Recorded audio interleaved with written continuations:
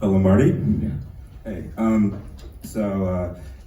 I think a lot of people would say their first introduction to your guitar playing is through Megadeth, right? And my first introduction to you was actually through your first solo album, Dragon's Kiss, and I loved it. And it's it's the reason you're one of my favorite guitar players, top 3. Thank you. Yeah. Who are the other 2? You're number 1. You don't have to say that. I mean, that's okay. I'm just kind of kidding, but I'm interested. You know, it's funny.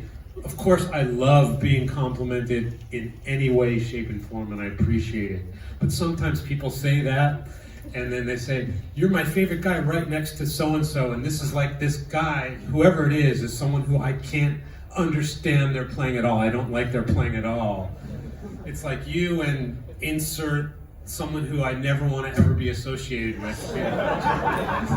And of course, taste is completely subjective, and no one person or player is any better than anyone else.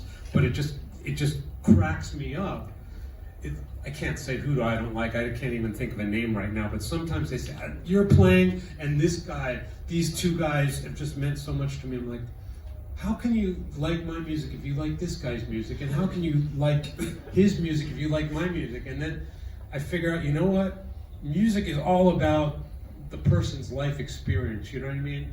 Because if I was like in the backseat of my car having sex with my first girlfriend and some guitar player who now I probably can't stand, I would be loving that guy. Just because that's the input that happens. It's all about life experiences, and you know, it really has nothing to do with playing, but like when you're actually doing the playing and you're just really tuned into your playing, you're really interested in who people fit you in with other guys, and when it's really the distance between the players is fascinating to me, so that's why I kind of put you on the spot there. It's really not anything evil or anything like that. Oh no, it's all right. Yeah. Well, my question was going back to your debut album. So I read somewhere that when you first got signed to Shrapnel Records, your first album ended up being the first Cacophony album, because that's how you got in contact with Jason Becker.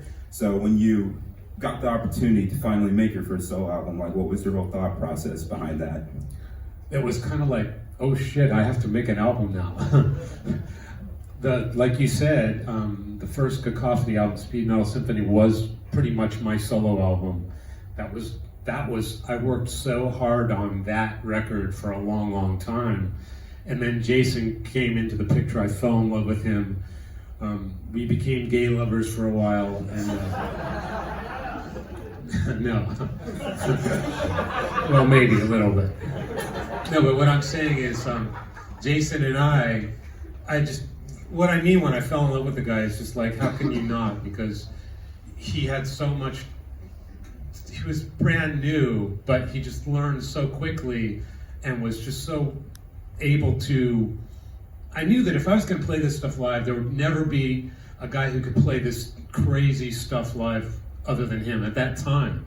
This is like way before YouTube or anything, where Instagram, TikTok, where guys learn things and play things. There was no place to learn anything. So he could mimic what I played. I would play it and he would play it back. I'm like, you know, it's nice to have a solo record, but if I'm ever going to play this live, he's the guy. So I kind of sacrificed that record, and I said, dude, let's come up with a few things together. I'll use my ideas and put a record together. Fantastic. But then as soon as that was done, the record company said, okay, now that we have a little bit of momentum, let's do one solo record each. I just like spent all my time working on that Cacophony record. I had no material left. And but at that time, totally broke and homeless, sponging off my girlfriend, as like many people do, in this neighborhood especially. But I was in San Francisco, very lucky to even have a roof over my head, and suddenly I'm asked to do a whole other record, and I just put my nose down to the grindstone and started writing stuff, and I didn't have the luxury of recording it and editing it, like that whole process I said. So I recorded my demos on one of those little cassette recorders that people record interviews with, you know, your class lectures and stuff. It's only one guitar, and you know, I like stack stuff like crazy, so I only had one thing to record it, and so I kept all those overdubs in my head and stuff, and when I got into the real studio, I did all those overdubs and things like that, but I had like way less time to record that record than the first one, so the process was just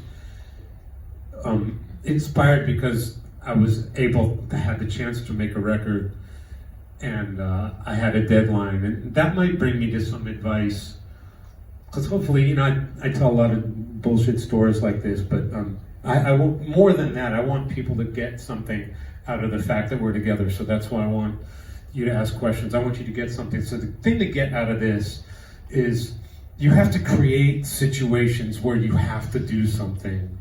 A lot of you here are learning from people. It's great to learn from teachers and to practice, but if you force yourself, I'm gonna make a demo and I'm gonna put it online, or more importantly, a better thing to do is I'm gonna make some kind of collaboration like a band, and I'm gonna force myself to do gigs. Because then it forces you to play good enough to play in front of people. A lot of people get good, but they're good in their bedroom with a camera. But playing in front of people is where that's where it counts. So I was forced to write a whole friggin' album, and I wanted to do it before the record label came to their senses and said, you know what, we don't think this album's gonna sell, forget about it. And that was always looming over my head. I mean, who buys albums like that, especially back then? Big financial risk. So I forced myself to do this as fast as I can because there was necessity, you know what I mean? So a lot of you here, maybe there's some, I might want to jam with this guy, but he kind of sucks, but he has a gig coming up. But force yourself to put yourself in a situation that makes you come to the party with some pro goods, you know what I mean? Because when you're by yourself, the level is so completely different than having to play in front of people. And so that's what I want you to take from the story. It's fun to hear stories, but I want you to lead with something. Get situations where you're practicing things for that situation, not practicing to get better, not practicing to know more theory. Practice for a particular goal. So actually the work it takes to make those goals happen is much harder than the practice. Practice is easy. Practice is so easy when you know what the goal is. But if you're just practicing to become a better guitarist or to brush up on your weak points of your playing, this is all good. This is all stuff to do when there's absolutely nothing else going on, which those times do happen. But force yourself, I can't say this strong enough, to create a situation where you're playing in front of people. And the amount of benefit you get from the practice then is like tenfold compared to your normal everyday practice routine. And it also will prepare you for real life, because what happens with a lot of really good young guys is they learn insane stuff and they practice super, super hard. And what happens to them is they become very good at practicing. There are guys who are great at practicing. Same thing goes with teaching. There are guys who are great at teaching, but you want to get great at your eventual goal. So you want to get great at playing in front of people and playing live, if that's your goal. Some guys want to be studio players and record for people. Force yourself to get into that situation, because there's no amount of preparation you can do at home for that. So that's what I want you to get out of that story, so I'm glad you asked it. Force yourself. I was forced to do that, and I had to come up with stuff. I had zero, I had nothing. So there you go. Thank you, Marty. Thank you so much.